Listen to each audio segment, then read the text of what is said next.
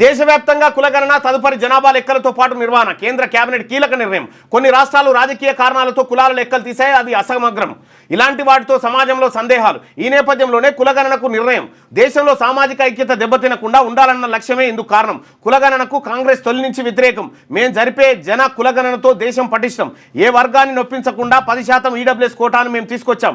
కేంద్ర సమాచార మంత్రి అశ్విని వైష్ణవ్ సెప్టెంబర్ నుంచి జన కులగణన ప్రారంభమయ్యే అవకాశం ఉందట. సెప్టెంబర్లో ప్రారంభమయ్యే అవకాశం ఉందని క్వశ్చన్ మార్క్తో. అయితే ఏ వర్గాన్ని ఏ వర్గమేంది?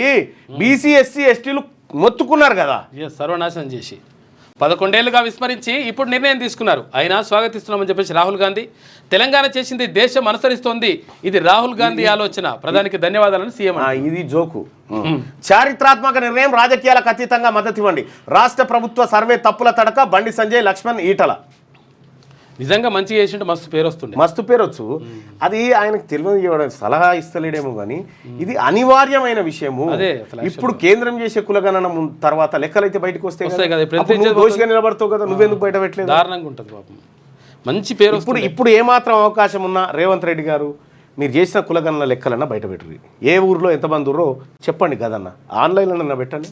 మంచి పేరు వస్తుండే. అది పెట్టనన్ని రోజులు మీరు విలన్గానే మిగిలిపోతారు. ఇక్కడ మంచి అవకాశం ఉండే.